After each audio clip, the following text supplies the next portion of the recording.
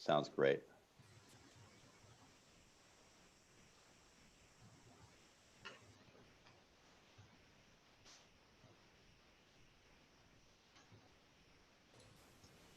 Also, FYI, for participants and attendees, the meeting is being recorded.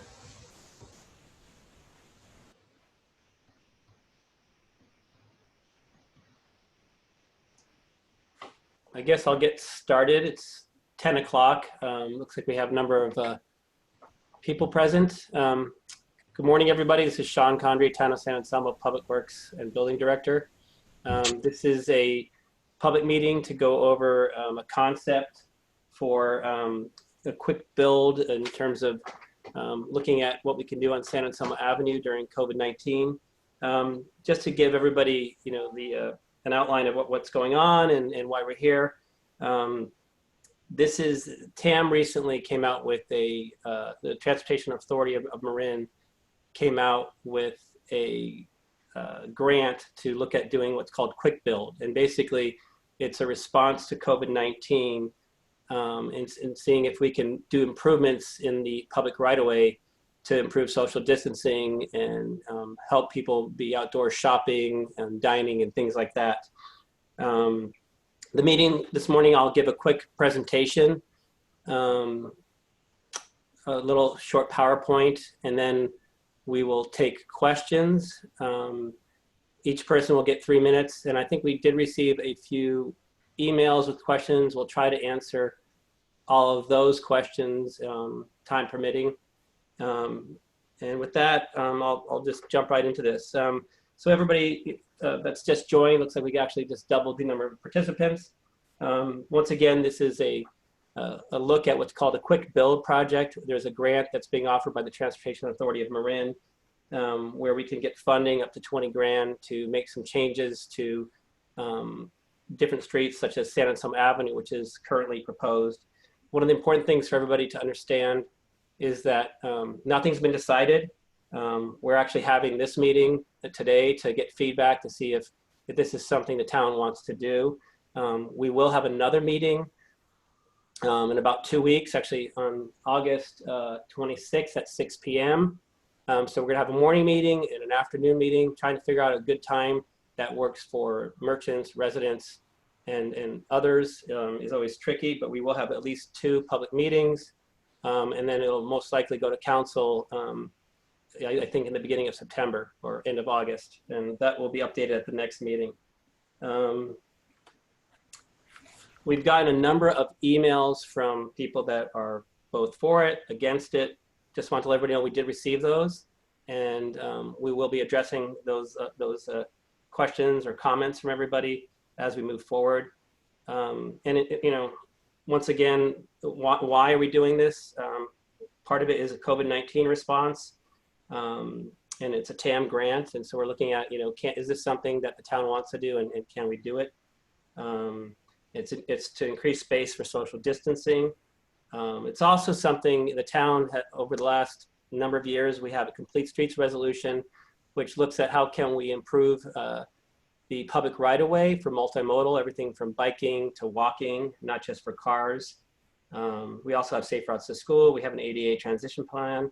And this idea came up during the street closure on the weekends with the merchants. We had a number of discussions, and we looked at, doing parklets, and then also possibly the idea came up going one way.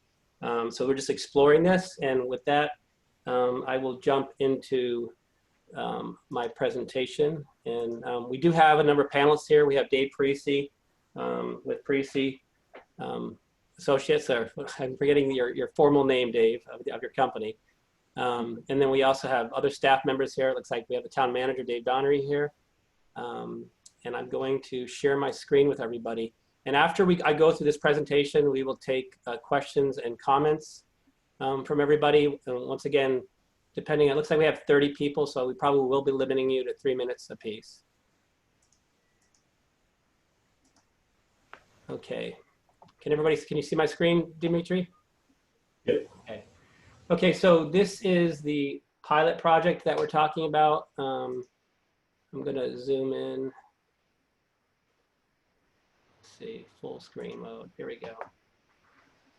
So the idea behind this pilot project, which is concept only at this point, nothing's been decided, would be looking at making some changes on San Anselmo Avenue between Tunstead and Tamalpais.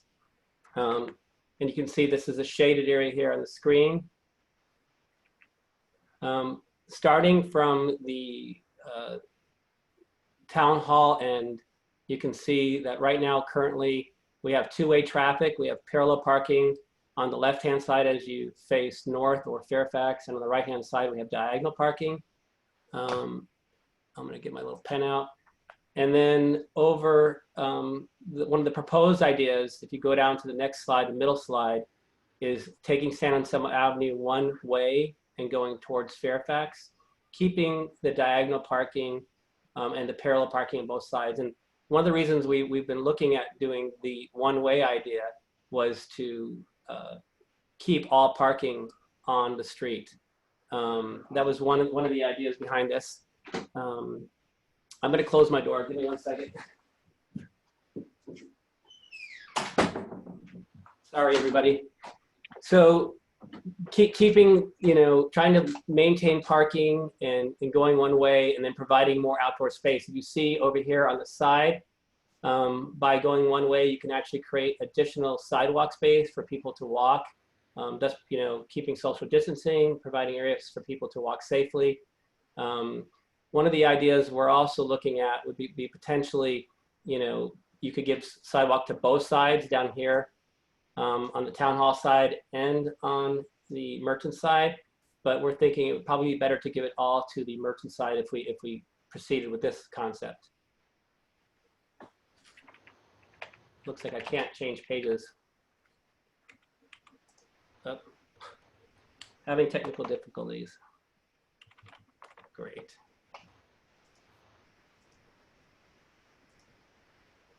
Does anybody know how to get out of this? Once you're in. Please stop sharing your screen and come back in to the next slide. Yeah, that's interesting. That's never happened before. In my computer, it seems to be having a glitch. Okay, there we go. You try to pull it up. There we go. Okay, it's working again. Share screen.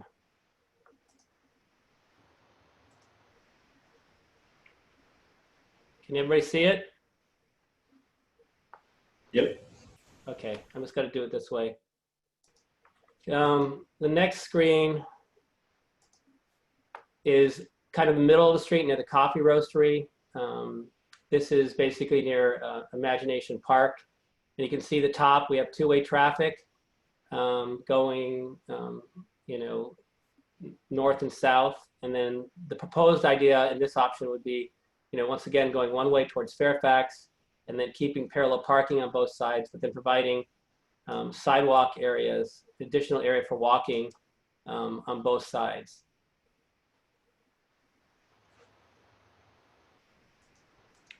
I realize the problem is when you're annotating, you can't use your pen. There we go. This is the next section down at the Imagination Creekside Park. Once again, you have two-way traffic here at the top slide. And there's Creekside Park, and you have parallel parking over there and diagonal parking on the left side. The middle screen is the proposed idea, which would actually take the diagonal parking and make it reverse diagonal. And then we could actually give additional space to both sides here along the Merchants and along Creekside Park. One of the ideas behind this, though, is thinking that we may not need to do additional sidewalk on the Creekside Park area where the new park is. We could actually eliminate that and provide more space on the Merchant side. And then, yep, okay, so this is an overview. Below here, if you look at this, on the right-hand side of the screen is where Cucina, Town Hall are. And if you look at this, basically, you'd go one way along the town hall side, and then meander over to the middle of the street, and then meander over in front of the Creek Park area. And that's all one way. And the yellow zones that you see on this map, those are the added sidewalk areas that could be used for pedestrians walking down the street. The reverse traffic, so this would be one way towards Fairfax. The reverse traffic would actually be, you could turn down Tamalpais and then go down Keents, through the parking lot, down to Magnolia, down to Library Place, and then back down to Tunstead Avenue. That's one option for reverse local traffic.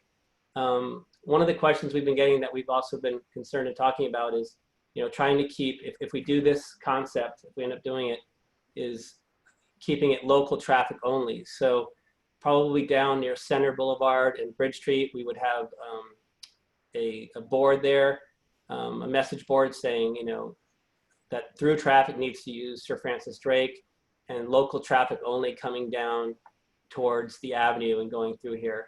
Basically, people want to shop or who live in the area.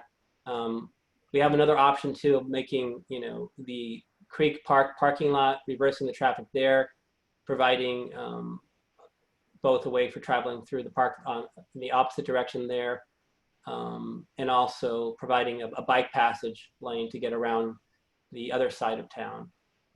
Obviously, you'd have the bypass that I just went over. You would have Sir Francis Drake, which would be the main bypass for people who are not coming down to shop or live locally. And then you'd also have Cedar, which is further down the Tamalpais Avenue. The next option that we recently came up with, and Dave, I'm going to let you, if you want to chime in on any of these once I'm done. This is an option to take San Anselmo Avenue one way still, but provide, let's see if I can, let's see if I can remove the annotation. Doesn't look like I can. The next option is to take San Anselmo still one way and provide a reverse, though, counterflow bike lane right here, coming all along here. So you have reverse flow for bikes. That is an idea that we talked with MCBC. They'd like to have a more direct connection if we are looking at doing anything on the avenue. So you would still have car flow going, north towards Fairfax, but you'd have a counterflow bike lane coming the opposite direction, still on San Anselmo Avenue. You would lose about 16 parking spaces. And I don't know, Dave, you want to chime in on any of this, any of these ideas and concepts? No, I just think it's important to note that we have heard from a number of people who use San Anselmo Avenue as their commute lane riding bikes, and that there's no intention of getting rid of that. It seemed like some people were of the opinion that that was sort of a done deal. And I also just want to reiterate that this is totally conceptual at this point.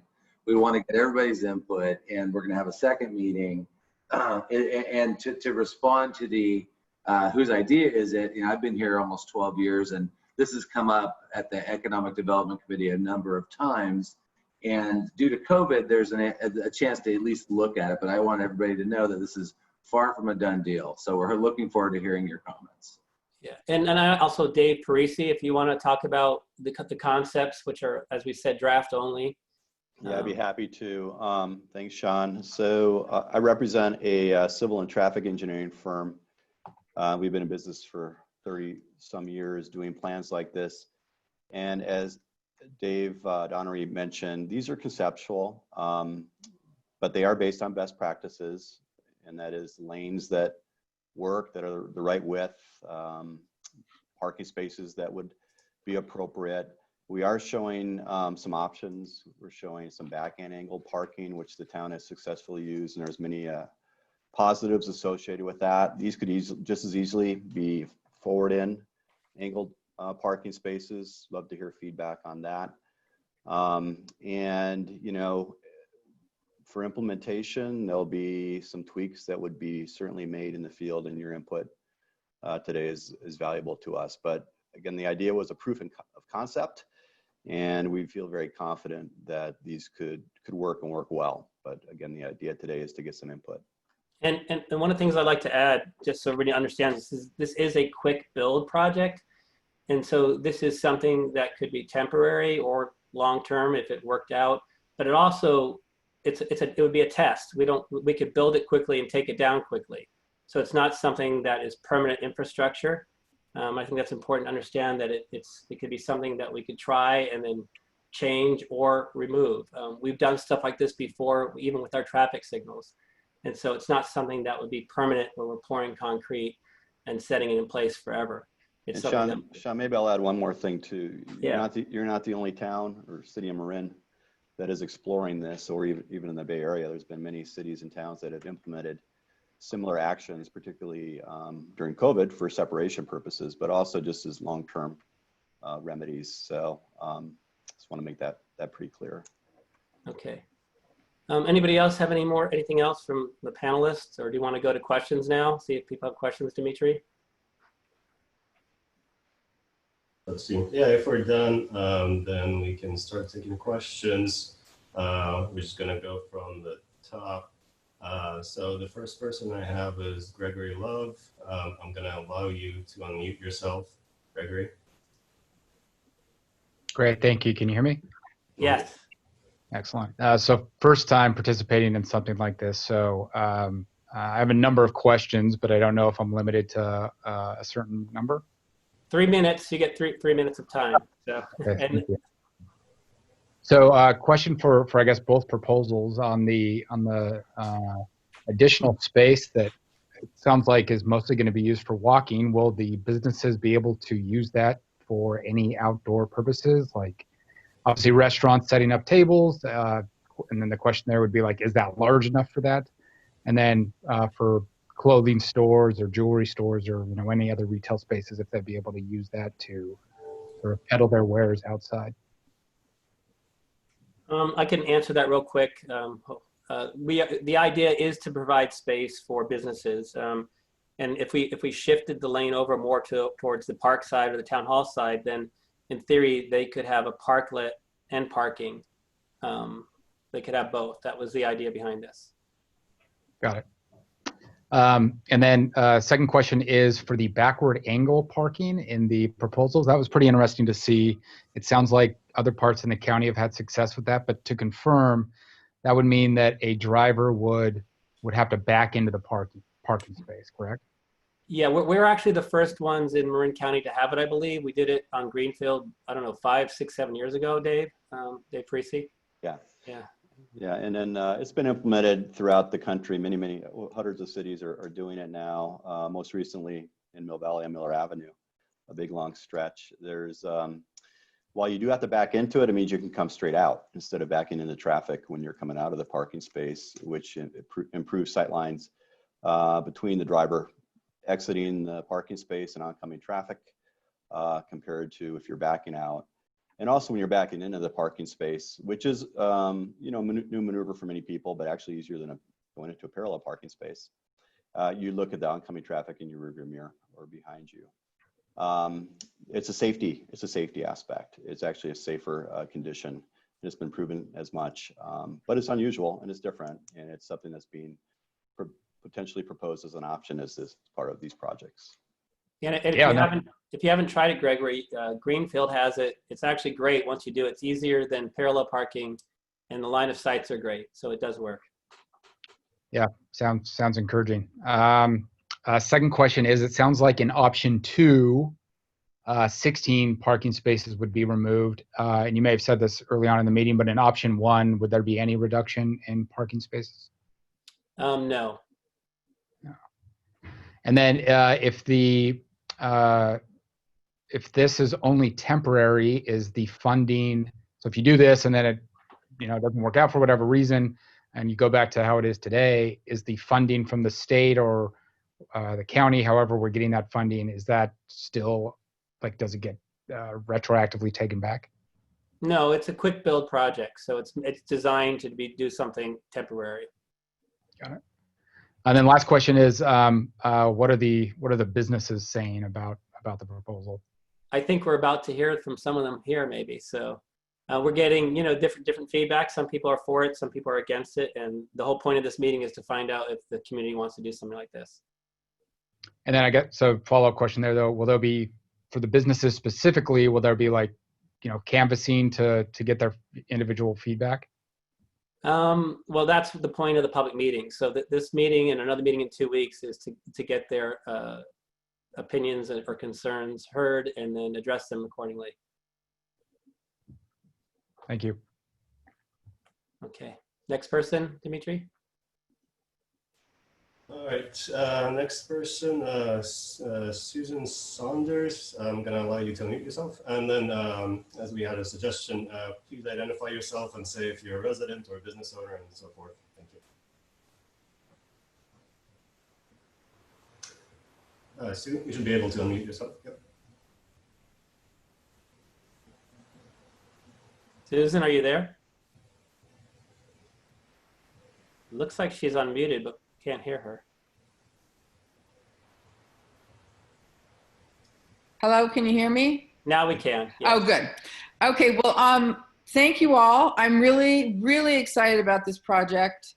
I live in San Anselmo, and my kids are visiting from New York and Los Angeles, and we went downtown and had breakfast at Hilda's, and they loved it. They were like, why isn't LA doing this? So it's really revitalized the downtown. They're like, we want to go here all the time. My son was so happy. We rode our bikes there. And I can tell you that if there was a bike lane, I would feel a lot safer riding my bike there. I'm hardly in my car anymore. I ride my bike everywhere. And Fairfax is so much easier and I feel safer there. So if there was a bike lane, I'd be much more likely to come downtown.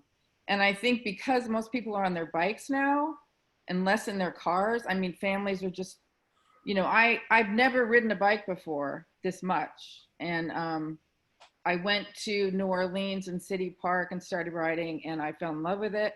So now if I could ride my bike downtown and feel safer, because I don't feel safe that much there now, I'd be much more likely to go there instead of Fairfax.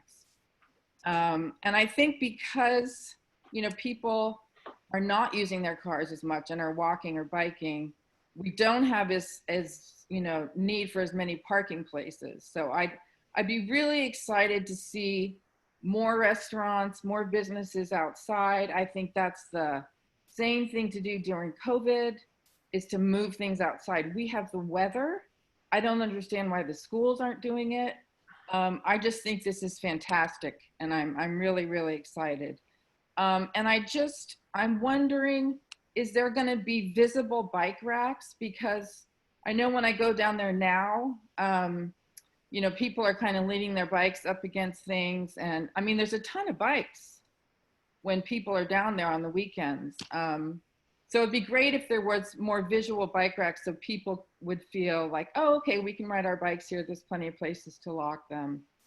So anyway, Susan, so there are bike. I wanted the town to, have more wider sidewalks for biking and walking because it's safer during COVID.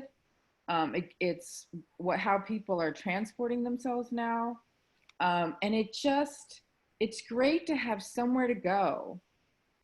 Places we used to go like Hilda's, we can go there and sit outside. It's just really exciting, and I'm really proud of the town for doing this, and for all the work it went into it. I just think it's great. Thank you, Susan. I want to just address but there are. The other thought I had is, during the school year, if people are, kids if parents feel safe about kids being able to ride their bikes, you're going to have parents and kids coming in to get coffee and bagels and eat there. They're going to be seeing the businesses. It's just going to revitalize things. So I think this is a great idea, and you're going to bring a lot more business to the town. People are going to start going to San Anselmo instead of Fairfax. So thank you. Thanks for all this work. Okay, Susan, can you hear us? Susan? Okay, well, I'll try to just address one of the things she brought up. We do have bike racks. There's actually bike racks all along the avenue. And when we did the street closure, we actually added 3 bike racks, one at the new Creekside Park area, and then one down near Tunstead, and then one down near Pine Street parking lot. We can look at adding more bike racks. I do notice that on the weekends they're full, it seems like. So we can look at adding more bike racks. You want to go to the next person? Yep. All right. Next is Steve Kroger. Steve, you can now unmute yourself. Yes, thank you. Can you hear me fine? Mm-hmm. All right. So my name's Steve Kroger. My family owns the property at 11 Library Place. It's immediately behind City Hall. This is it's got a storefront and a warehouse. And we've had the property since 1975.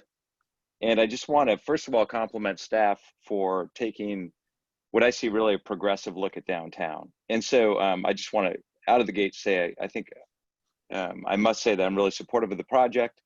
You guys are looking at the economic vitality of the town, and that's important. So in specific regard to the project, I just have a following couple questions and comments. Interested in knowing the traffic impacts on Keats and Library Place. So Library Place is, as you know, because you all work there, more of kind of an alleyway almost. And in front of our building, we have limited parking. There was, years ago, there was diagonal parking across from the business. The city needed to expand its parking lot. So it eliminated 3 of the parking spaces that used to be accessible to our business. And we understand that. So what I prefer not to see is further elimination of parking on Library Place, specifically that which is adjacent to the library on the south side, in case the traffic flows create some sort of line of sight issue. And we're one of the only businesses, I believe, that fronts on either Keats or Library Place. So I understand that we're probably not a priority to you, but I just want to let you know that we have a strong interest in making sure that it's just a safe, passable place in front of the business. I think besides that, that it states it's temporary. I understand it might be long-term.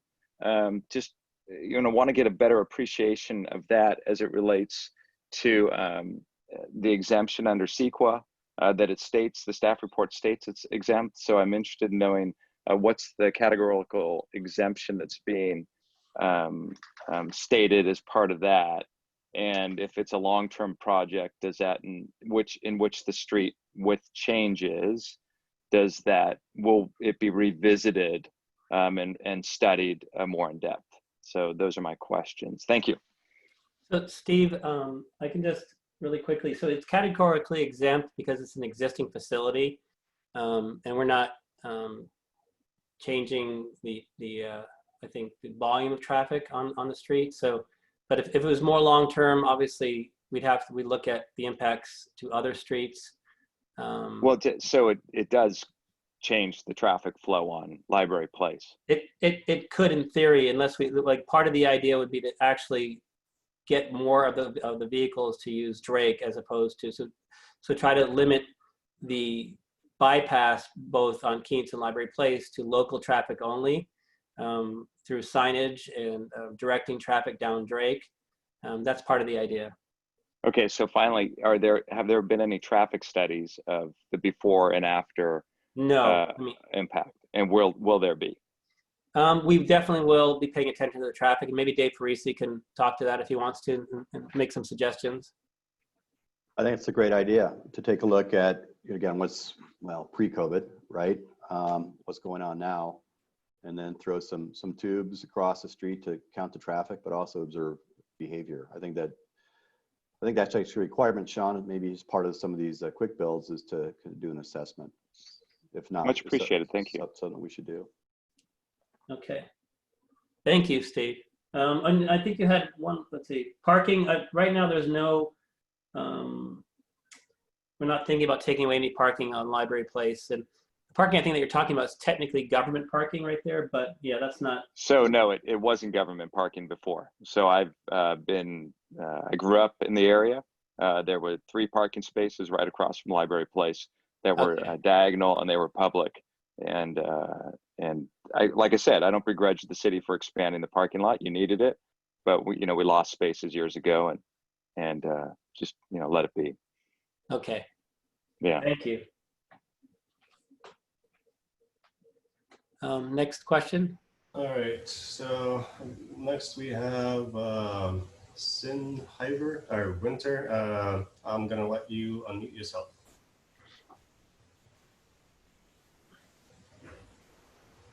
Hello, can you hear me? Yes? Yes. My name is Cindy Winter and I live in Larkspur. And for roughly the last 40 years, I've been riding from Larkspur to San Anselmo and sometimes past San Anselmo to Fairfax. So I know something about the streets you're talking of. And first I sent you an email about the measurements of San Anselmo Avenue, and you've already answered those questions, so I don't need that. What concerns me about San Anselmo Avenue is the counterflow bike lane. I'm comfortable riding with traffic, but to be riding against traffic with no barrier would scare me. And I think that cyclists would be much safer if you could make the counterflow lane a protected bike lane. But that would take probably another 2 feet of space. And I don't know whether that is possible to arrange.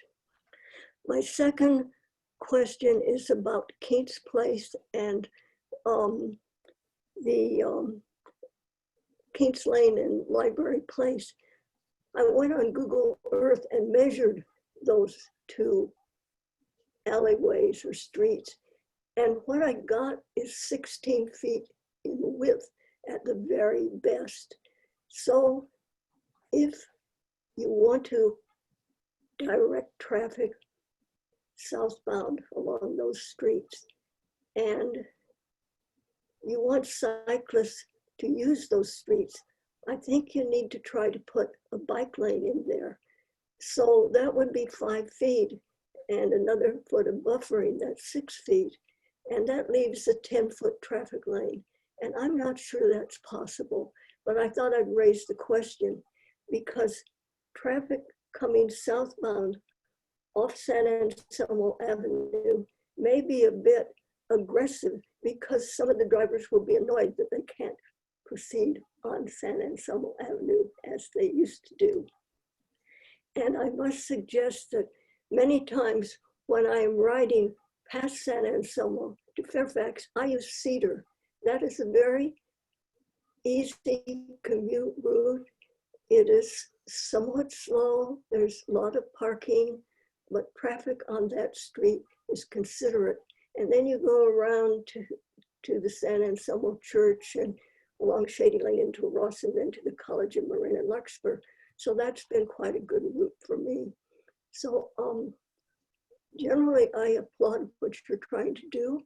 And I'm speaking as an outsider, of course, but I say go for it and create something magnificent. Thank you. That's all. Thank you.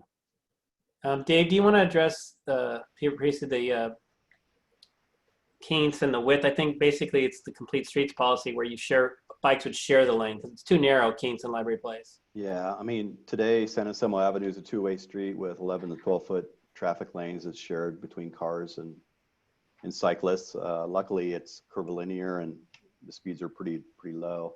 On the option where there'd be a contraflow bike lane, again, it's all conceptual. What we've shown so far is a 6-foot wide bike lane. That could be narrowed. There could be a little bit more buffer space in the other direction. That's certainly a possibility. And then on the, the alleyway streets, Cindy's right. I mean, these streets are what, 15, 16 feet wide, wider than the single travel lanes today. We think they still retain low speeds. I'm not sure if a separate bike lane would make sense just with the speeds on those, but it's something that could be Yeah. We're gonna take a look I at think it. they bottleneck though, and they're probably too narrow. So In some my places, idea, yeah. thinking like it's like Greenfield where you go down to 10 feet and you make the bike share the lane, right? So like they are now. I mean, I've ridden on them a number of times, and they definitely seem more like a Shero street than a separate bike lane street. And then her comment about Cedar, just so she knows, Cedar we do have, and maybe Scott wants to talk about this for a second. We do have a bike spine project that's going to be doing some improvements for bikes on Cedar, and part of it is to improve flow for bikes and people going to school and stuff like that. Are you there, Scott? Can you not? Yes, I'm here. You want to chime in on that about Cedar and Laurel and the bike spine just for a second? Yeah, so the Bike Spine project is primarily a signing and striping project that would install school route bike signs as well as greenback sharrows on some roads leading through town to try to have an alternative for elementary school age children and to safely ride through the neighborhoods and get to school. And so in this area, the Bike Spine project would be along Cedar Avenue. And so there would be a number of sharrows there. And we'd be also looking at sight distance at corners and things like that to help improve the sight lines. And it, you know, when we look at that, it may result in the loss of a few parking spots if they're too close to a corner or providing or blocking the sight distance or things like that. Okay, thank you. Next question, Dimitri. All right. So next we have Benedetto. You can now unmute yourself.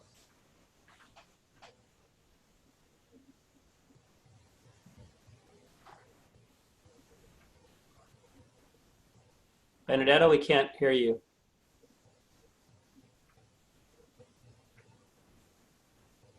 Can you hear us? Yes, I'm here. Yeah, 1 second. Yes. So thank you, everybody. So I'm talking both as a business owner and for the chamber. As a business owner, I think it's a great idea, and if it doesn't work, as Sean said, you know, you can go back. So let's definitely see how it's going to work out. I have a couple of suggestions. One is about a question raised by the first person who talked. I don't remember his name. You know, he asked about canvassing on figure out how people are, how many like it or not. And considering also some of the comments at yesterday EDC, people, you know, say we didn't know about the street closure, we knew, and all of that, maybe to be very clear, direct, transparent about communication, and to be sure that every possible person who got an interest in this will be reached out about this. So to avoid any, you know, post one-way traffic complaints and people saying, you know, we didn't know. So about that, the chamber will be very happy. If you have anything, we'll send it out to our, you know, to our list as well. So keep that in mind. And the other one, just a quick concern, when you said that you might have signs about local traffic only, to avoid the perception that is for locals only, so we might keep you know, an unintended consequence, people who thought they wanted to come to downtown away because they think it is for locals only, confusing that with the locals only sign during COVID that we have around.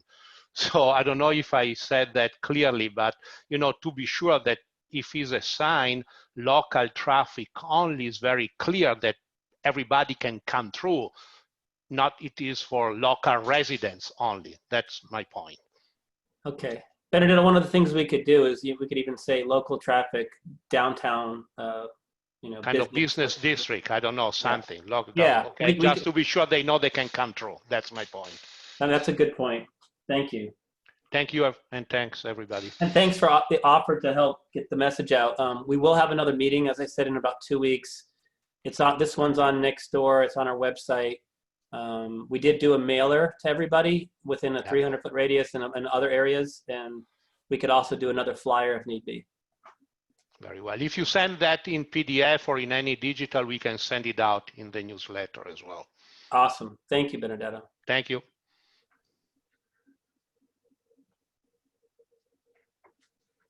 All right, next person, Susan Marbury. You can now unmute yourself. Hi. So I live at I live at Woodland and Cedar, and I did want to point out that like during the weekends when San Anselmo Avenue is closed, we do get a lot of car traffic. So I was glad to hear that there are considerations to put sharrows in on Cedar and to make it more of a safe route. And I did just want to voice my concern for the bike lanes on San Anselmo Avenue, or just considering the ability for bikes to go both directions.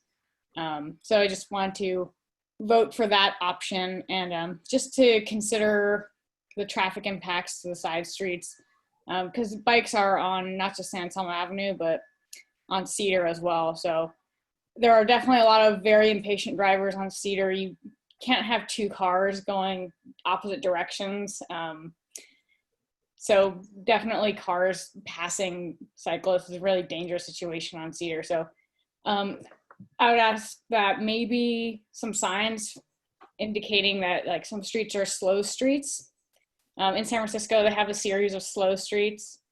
So people should just be aware that these streets aren't a shortcut to get around Sir Francis Drake, and maybe some signs recommending that through traffic be directed through Sir Francis Drake, and that neighborhood streets and downtown streets are slow streets. And maybe if this is going to be a long-term thing, consider some speed bumps with maybe some slots where bikes can kind of get through.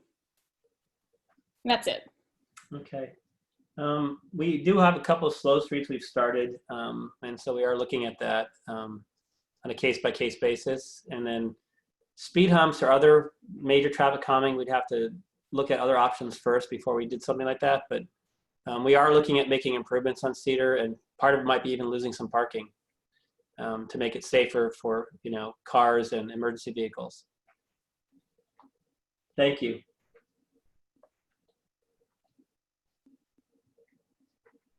All right, next person, Lori Berliner.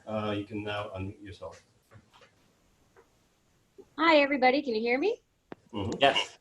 Hi. So I'm Lori Berliner. I have a little business on the Avenue. I'm right across from Town Hall.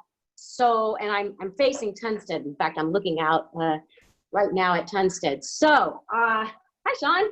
Hello. Hi, well, I don't know what to think about it. I'm in favor mostly of slowing down traffic, and I'm really concerned about cyclist impacts. So from where I sit, Saturdays is the main shopping day. And as everyone knows, there's this, steady stream of cyclists mostly heading towards Fairfax. So the proposed directional one way is works, right? But the problem is they're going too fast. And the impact has been more children on the street, of course, and more due to COVID, and also on the sidewalks. That's been a real issue. So, the businesses, from a business standpoint, having these speeding cyclists, and then you have people walking in the street trying to keep distance, it's really been rough. I know sometimes I walk out of the door of my business, and I'm confronted by a kid on a bike, or, and a lot of my customers are older. So it's something to think about. I think slowing the bikes would be a really helpful thing, especially on Saturdays. Maybe some temporary signage can help to do that. I don't really know what to make of the one-way thing. I want to commend Benedetto for offering to use the resources of the chamber to get the word out. But as I think everyone knows, the On the Avenue experience was in the modification, so it's not a closure during the daytime, was largely led by merchants that aren't members of the chamber. So my suggestion would be, number one, to canvass the merchants affected by this and to report those findings either on the website or just make it generally known, because I don't know right now how everybody feels. I'm open-minded. I'm here to go along and get along. But what I would like to see is, I think the On the Avenue was really for the town, but, unfortunately, the barriers are right at my shop, and I could sit out here on Saturdays and just watch bikes blow by and ignore the signs and be rude to me, be rude to my 70-plus-year-old neighbor, fellow merchant, when we were asking folks to use the detour. So engagement with the businesses and real engagement with the bike community to kind of urge them to, help us out here. Slow down, please. It's not a bike highway on our prime shopping day. It's just been really unfair. Now, I don't know if making a two-way down the avenue is the safest, most feasible thing to do. It seemed like to me bikes were really reluctant to take the scenic route. So I think everyone knows I sat out there on the barrier and was kind of politely trying to urge cyclists to take the scenic route, but I was met with just unbelievable hostility. And I don't know that I want to put myself out there to do that again.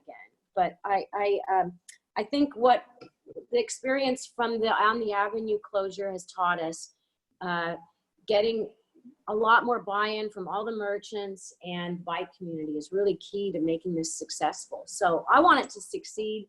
I don't see why it can't, other than that we have to slow down the cyclists. And thank you. Thank you, Lori. John, I wanted to pipe in real quick. Thanks so much, Lori, and your constant participation is so valuable. So thank you for that. And yes, we will. I think we need to take her advice and then get out to all the affected merchants and get their opinions, as well as supplying them with the information about the second meeting. So we will do that in combination with what Benedetto's promised to do. So thank you for all that.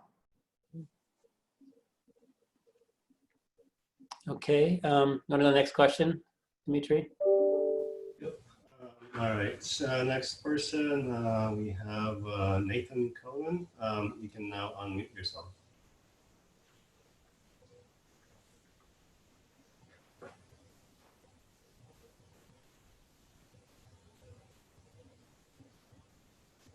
Nathan? Nathan? Hello, Nathan, are you there? We can't hear you. Up.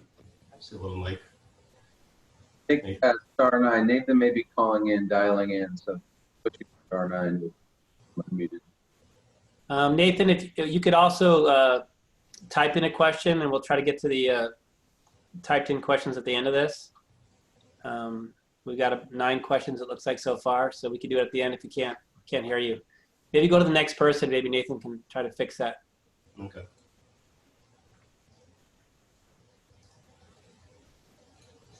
All right, next person, Tim Pratt. You can now unmute yourself. Hi. Hi, Tim. How are you? Good. I'm a resident on Cedar Street, right in the middle, right between Tunstead and Magnolia. And during COVID and during the weekend, I'm outside pretty much all day long working on the house. So I can give you a seat of the pants traffic study.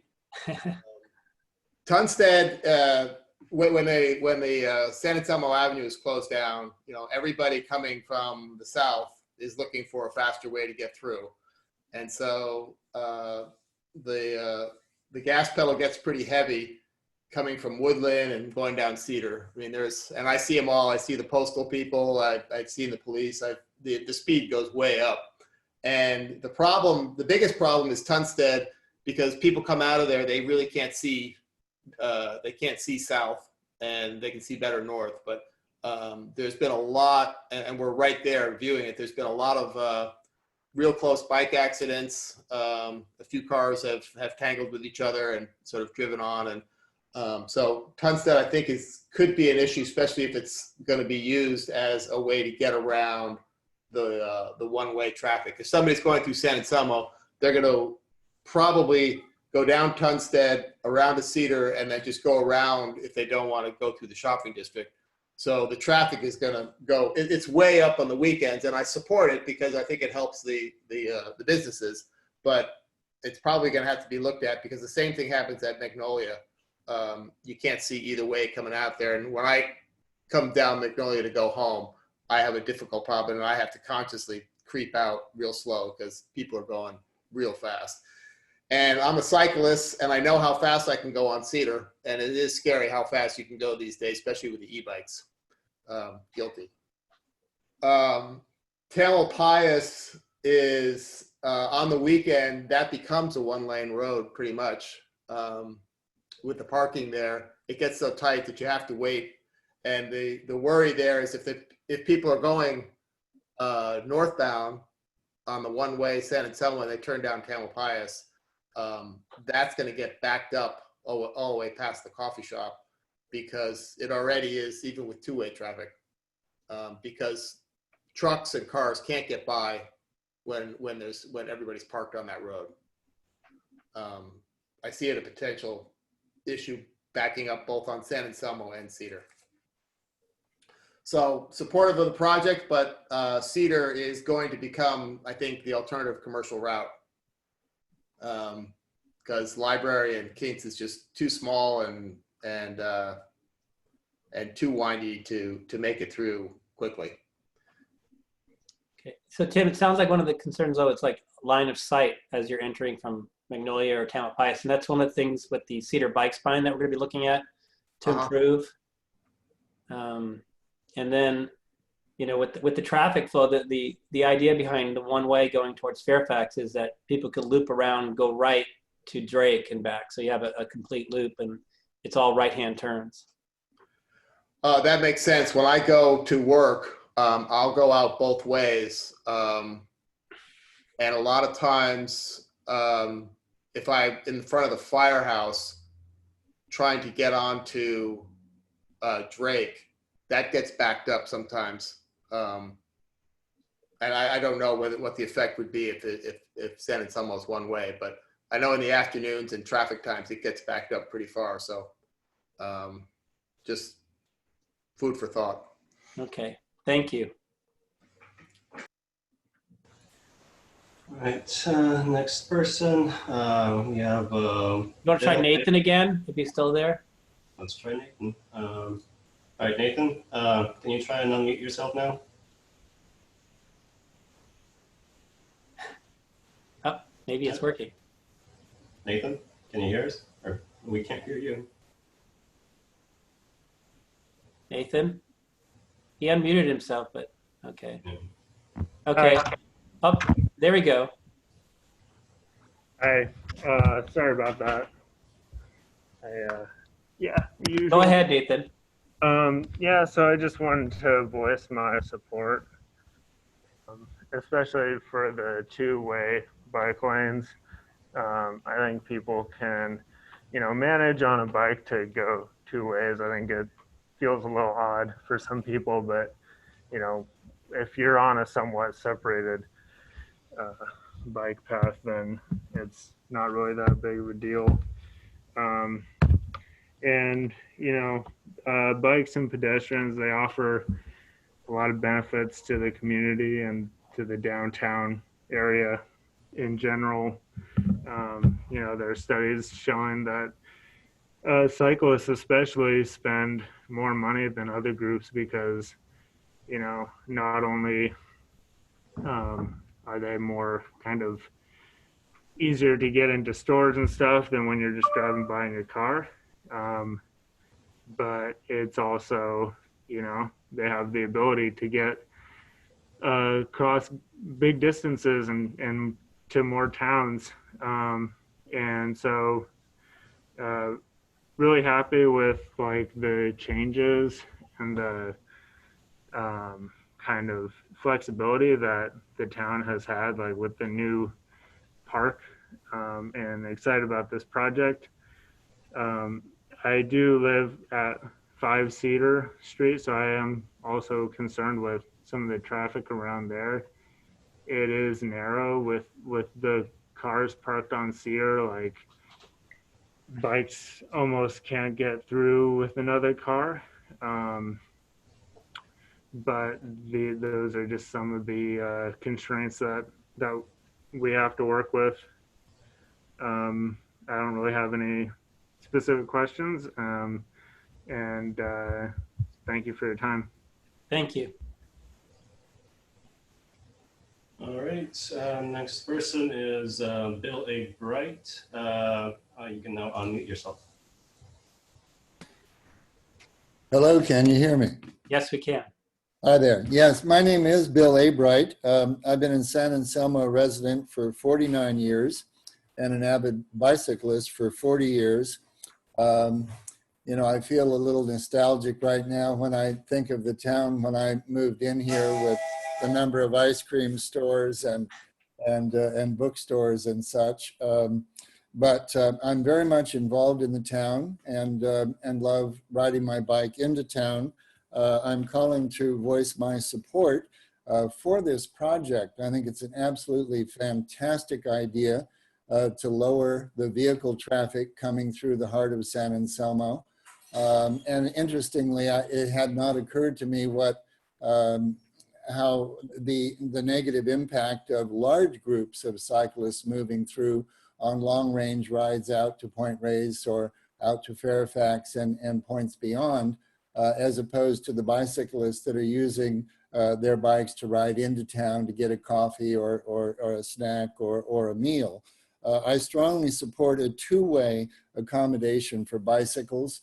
I realize that would eliminate some of the parking along San Anselmo Avenue, but I think we need to move toward a model of utilizing bicycle transportation for local residents and even residents of other towns in Marin County over automobiles. I think automobiles have got to be on the way out, and we should make every effort to start to limit their use to real long-range transportation. I feel that the two-way, that the idea of backing into a parking place, I've been poring over the illustrations this morning of the options, and the idea of backing out of a parking place, in my mind, would allow people behind you that are looking for a parking place to stop because they're going to score your parking place if that's what they're looking for. Whereas backing into a parking place, I think, is really problematic in spite of the fact that for years we had smaller automobiles being designed and offered for sale. Now we seem to have increasingly larger automobiles that are having a hard time squeezing into the narrow streets that we have as it is. So I wouldn't ask those people to also back into a parking place. I think it'll tie up traffic and create some problems. I love the idea. I like the discussion of it, and I'm just putting in my 2 cents that bicycles be given a priority, and perhaps those commuters on bicycles or people who are traveling in greater distances, maybe from San Francisco's, should be encouraged not to go through town, but to use an alternate route for all through traffic. I have no questions. Those are my comments. Thank you for giving me an opportunity for input. Bill, if you haven't tried the reverse diagonal parking in Greenfield, I have a large truck and it's very simple. In the beginning, some people hated it, but then they tried it and they loved it. So you might want to try it out one day. Well, I'll stay open to that, and I appreciate that comment. If we had two-way bike traffic, I could learn to back into a parking lot. So that's my input. Thanks so much. Thank you. All right, we have a phone-in caller. Last 4 digits, 8987. You can now unmute yourself on the phone. I believe it is *6.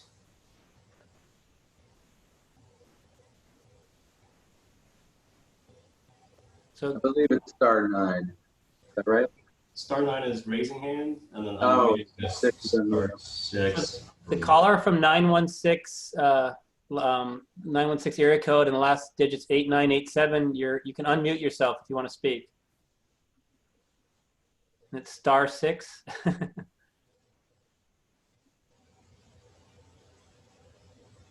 Okay. Not hearing anything, we're gonna Yeah. the next comment, and then we'll try again in a little bit. All right, we have Dan. You can now unmute yourself. Oh, good morning. I live on Tungsten Avenue down towards Cedar, and I bicycle in the area quite a bit. I'm looking at your plans here, and I have a question. If you simply converted the diagonal parking to parallel parking, wouldn't that serve what we were looking for, is to widen the sidewalk for being safer with COVID-19? And it seems like you would probably lose a few spaces there, but you certainly wouldn't lose as many spaces there if you had the option to bike counterflow, where I think you mentioned 16 or more spaces. I think that was the number. So I would be in favor, and by the way, I like what they're doing in front of Marin Coffee Roasters and on the Hildas right now. It just seems that this is an ambitious project, and it probably only needs tweaking of doing additional spaces like Marin Coffee Roasters, Hildas, and converting the diagonal parking to parallel parking. Thank you. Dave Parisi, you want to talk about how you looked at the parking with the bike lanes and stuff? Sure, Sean, could you bring up the plan? Yes.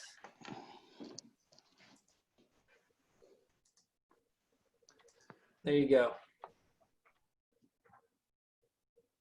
Thank you. I'm not sure if the gentleman was referring to a specific block, for instance, between Tunstad and Magnolia. Yeah, I don't know either. I mean, it sounds like he's saying, could you just get rid of the diagonal parking and put it in parallel and then provide more space? But part of it's also trying to keep as much parking as possible. So yeah, and when we were given this assignment, we were impressed upon the importance of parking, and so we tried to on this option here retain all the same number of parking spaces as are there today. Obviously, if the angled spaces were instead converted to parallel, that is feasible. There would be a lot less parking, almost half as much parking, and obviously there would be more space to do other things, though, as far as walking areas and parklets and things such as that. But again, the intent and the objective of the assignment we were given was to try to optimize parking, because we know that parking sometimes can be at a premium. okay. How many spaces do you lose if you go to option 2 with the bike counterflow? I think, as Sean mentioned, what, 16 or so plus. That's a high number.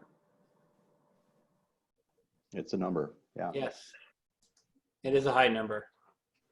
You'd have fewer, you'd lose fewer if you simply converted the diagonal parking to parallel parking between Tungsten Avenue and Magnolia, and now down near Creekside Park. Yeah, we could look at that. I'm not sure if that's true, but we could definitely look at that. Because I think you're going to have a continued request for bicyclists to have counterflow. I think that's going to be a continued request. So if that be the case, then I would suggest you look at the conversion of the diagonal parking. Yeah, Dan, a lot of times it has to do with the angle of the parking. So over on Greenfield, where there's diagonal parking, the diagonal spaces are actually about 17 feet wide. And I looked at going from diagonal to parallel over there. And actually, there wasn't a huge change in the number of spaces. It was actually about the same. I think we lost a couple.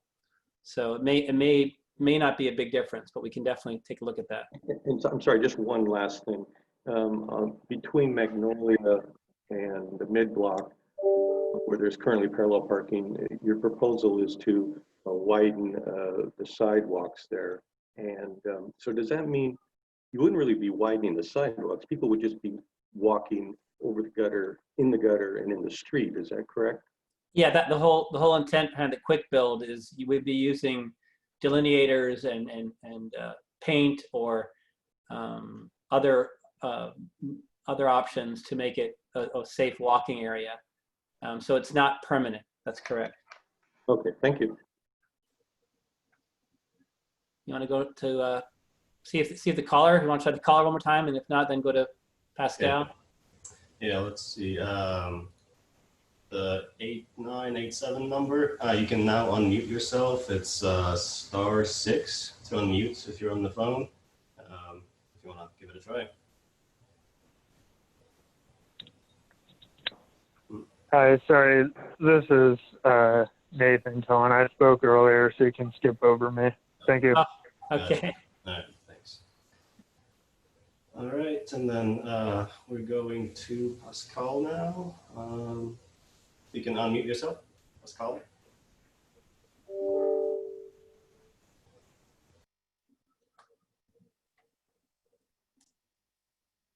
Good morning. Can kind of hear you very quiet, Pascal. Okay, I'm going to try to turn up my volume if I can figure that out.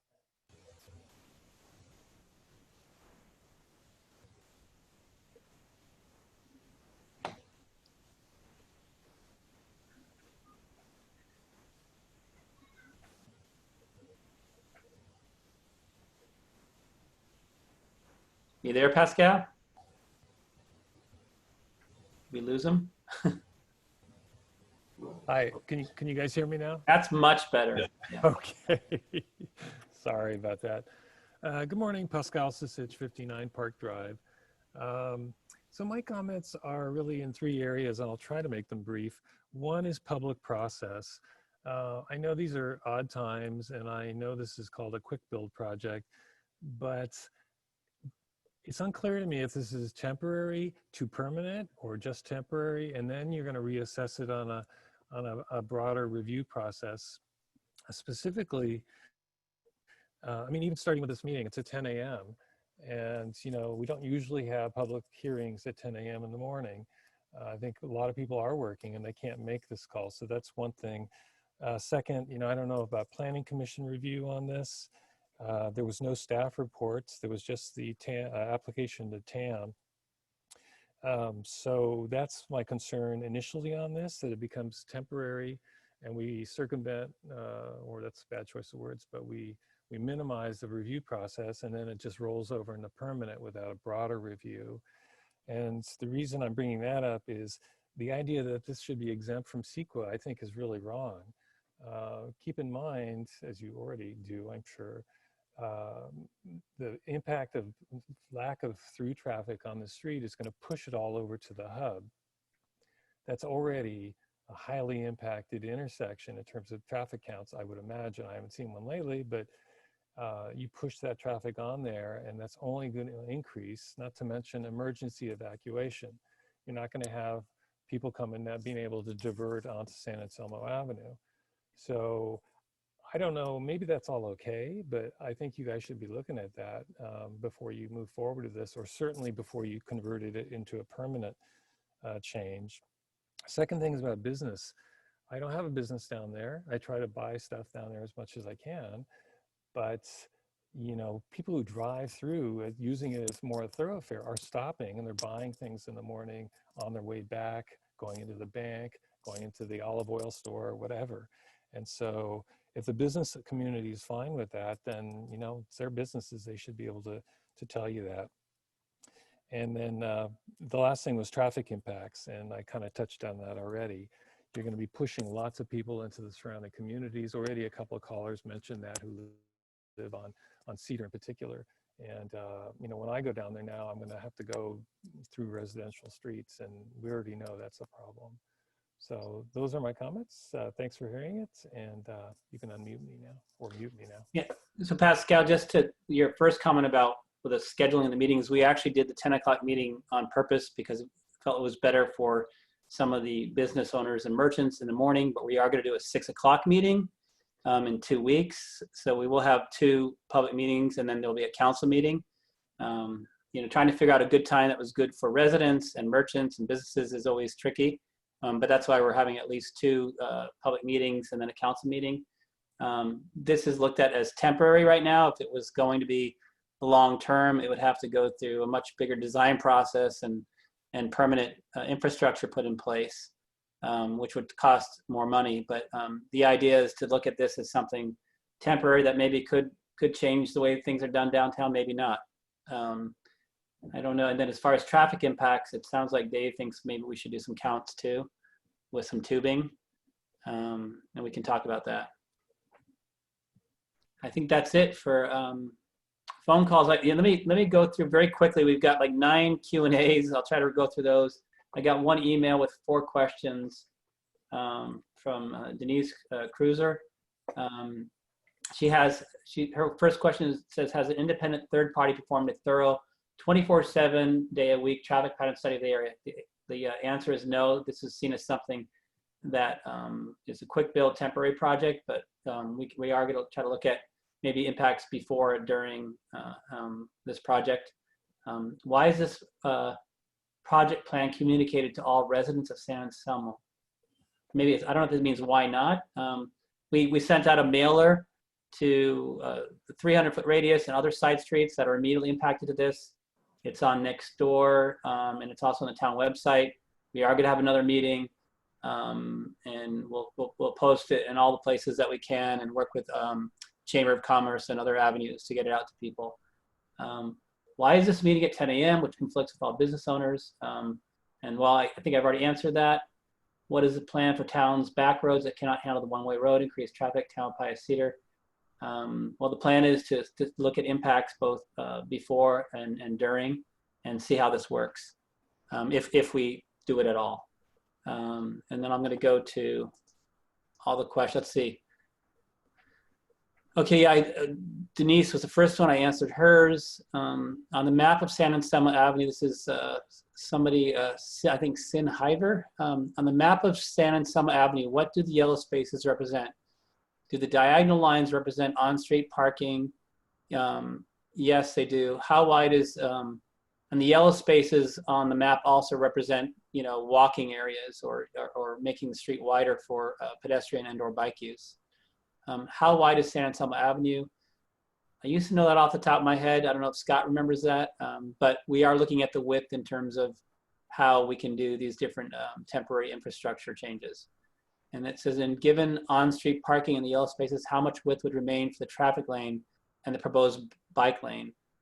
Dave, I think are you going down to a 10-foot wide bike lane? I mean, a traffic lane? No, we're showing 11. And San Anselmo Avenue for these 3 blocks varies. It really is, again, it varies. You got the curve, you got different widths, but we're showing 11-foot traffic lane.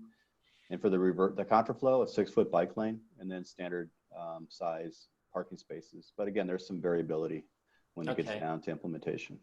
And one of the things, Dave, just to kind of go back to this question, is typically with complete streets, you go narrow lanes to make the bike share the lane, right? That's the idea behind it. Well, no, I mean, complete streets means different things, different people.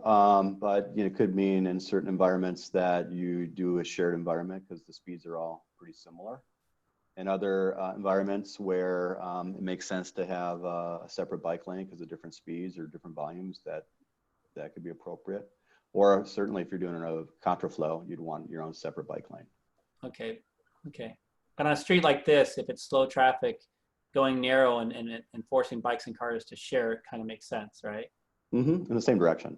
Yeah, in the same direction. Okay. The next question, and maybe Dimitri, you can answer this. Where can we see the recording of this? Is it I believe we usually post it on the town's YouTube page. So we'll provide a link to it. We can either put it where the other announcement was under Public Works and Current Projects, or I think it's just the Town of San Anselmo YouTube page that you should be able to just Google. So we will post it and make it public. And you can email, whoever posted that question, you can email Public Works and we can let you know if you can't find it. And the next question we already answered about converting diagonal to parallel parking. We're going to take a look at that. Sporadically removing parking spaces to provide safer pedestrian passing areas. I'm not sure we'll do that, but we'll see what makes sense in terms of improvements out there if we end up doing this. The next question is from Ronnie Boehm. Hello, we lived on Tamalpais Avenue for 30 years. The traffic and speed of traffic has aggressively increased over the years, as well as trucks. I'm concerned about this plan making this worse. How about making Tamalpais one-way as well? Yeah, traffic speeding has been probably the #1 concern I get all over San Anselmo, especially on our narrow streets with 25 miles an hour. This question has come up before, and it's something we can definitely talk about. Of would you, making Tamalpais Avenue one-way, even making Cedar one-way has come up, and those are, food for thought. And then Ronnie again. Oh wait, wow, three. Okay, I would like to propose speed bumps for Tamalpais Avenue. There is a traffic calming process for that. We have traffic calming guidelines, which you can find on the town website. If you shoot me an email, we could even meet out there and talk about it. But there's a process that involves the community coming to some consensus. But typically, it starts off first with education and figuring out who's speeding and trying to get the word out to slow down, and other means like that. And then enforcement, getting the police out there if they're speeding. And then the last thing would be engineering, because it's the most costly. And also it's something that we would have to have consensus on from the neighborhood if that was an avenue we would take. But Ronnie, please, you can shoot me an email. And then you're saying there are too many impatient car drivers and truck drivers. I would agree with that. Next question, Denise, again, I am not a bicyclist. I would like to ask my questions as a driver, impatient and down. So we already went through Denise's questions. Holly, I would like to be heard. I'm not sure what that means. She has her hand raised, it looks like, or she did. Okay. Well, she's not here. Unless she sent an email, I don't know what I can do about that. So it's, I can put her on right now. Holly, you can unmute yourself and ask a question. Hi, thank you so much. I didn't realize I had to raise my hand. My apologies. I live on Tamalpais. I've been here for over 20 years with kids.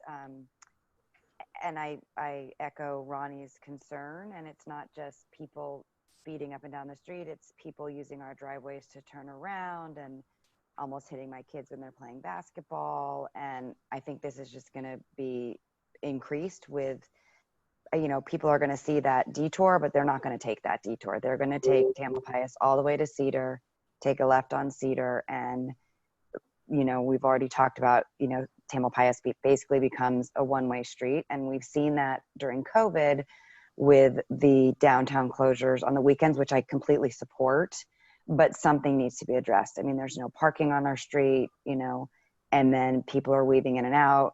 I can't tell you how many side mirrors have been taken off. It's really a concern, and there's a lot of young kids on our street. It's kind of turning over, and I think their parents would probably agree with me. The other question I wanted to ask about was weather. Like, yeah, this is great when it's sunny and beautiful and people can come outside and, the retailers can put their wares out and the chairs. But once it starts raining, I mean, everything's going to shut down unless you guys are prepared to bring out tents and things like that, which I don't know if you have an answer to that. And then also the school drivers during the week, the kids coming from school to get lunch if and when they go back to school, of course. But that just increases the traffic flow as well. And it just, I mean, I love the idea of it, but I'm wondering if there's some way to address just the traffic flow, as you said. And looking at the plan and the Keatson Library Place is just, I just don't see people taking that route. I just see people blowing right by it and continuing on Tamalpais and jamming it up. And like the gentleman said before me, the backlog of traffic, both going up Bridge towards Andronico to get onto Drake backs up, and coming with this new traffic flow, it will back up on Tamalpais all the way past the fire station. So just my 2 cents, and thank you so much for letting me speak. Holly, if you want us to look at your street with you, you could shoot me an email and we could go through the traffic calming process. That's something we can do. And then as far as, you're talking about the use of Keats and Library Place, I can tell you that during the street closures already, many bikers are already using it. I've seen them use it, and cars, and it does seem to work. But obviously there's a lot of things that we have to figure out. And whether the weather issue, that's a good question. Is this, you know, is this the right timing? Do we wait till next year? But it's a good question. And also in terms of the traffic calming, again, I'm concerned about the traffic, but it's the cars turning around and like stopping and turning around and then going back to find a parking spot. It's with so much, it's really dangerous. I mean, I've had people pull in my driveway and almost hit my kids. So we can, I mean, I definitely, if you want to send me an email, I can come take a look at it with you. Okay. Thank you so much. Okay. And then another question from Lori. Actually, looks like someone else is raising, oh, they're gone. I thought somebody else raised their hand. Lori asked, will there be a study of south directional bike commuting on the avenue? Dave, you have any comments, Dave Parisi, about that? I mean, that's something that can certainly be considered during the after study, or even, you know, look at current levels. I mean, bike commuting, do we think, or is it just all bicycle travel? It says, will there be a study of south directional bike commuting on the avenue? I can speak to her more and see what she means. Okay, all right. And she has another question. It says, well, will the town consider rebranding the proposal to include a stronger element of traffic, bike, and car quieting as part of the proposal? This is especially important for the prime Saturday shopping day. She kind of went over this already, I think, when she was asked her questions. It says, which remains the case even in the COVID period. I think this is key for merchants. Is it possible to engage with MCBC to get their ideas on how to achieve this?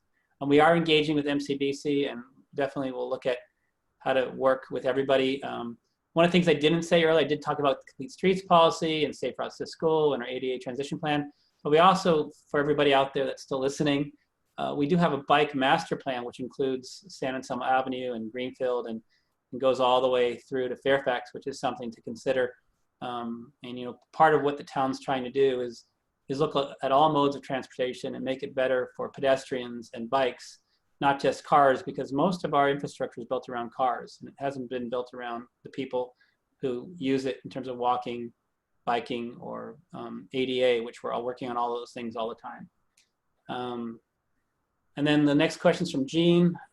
Hello, can you please sign how I'm to come through in this plan from Greenfield, from San Rafael heading to Shady Lane on my bike? Confusing last time I rode through my bike. Two-way bike access on San Anselmo Avenue will help if signed. Okay, so she just wants more signage.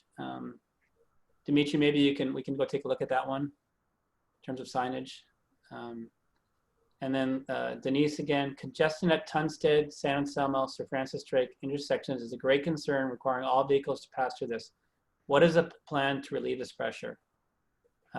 That's something to be determined, and how this would impact that. I do know there's congestion there, but I think it's also time dependent. But we will look at all these questions and see if we can address them. I don't know, anybody else have anything else? I think that's it. Dave, you want to say anything? Dave Donnery? Dave Parisi? I think I'm unmuted. I wanted to thank everybody for taking the time. And I want to reassure everyone also that we're going to take this thing slow, take as much input as we can get. We're going to make an effort to go out and talk to every merchant along the area that we're speaking about. Your concerns are all very valid, and nothing will happen before the council takes a look at it and weighs in. So 6 o'clock on the 26th is our next public meeting. But in the meantime, feel free to email any of us with your comments and concerns. And I thought that was a very productive use of everybody's time. Thanks. Thank you, everybody. Thank you, Dave P. and everybody else. Bye.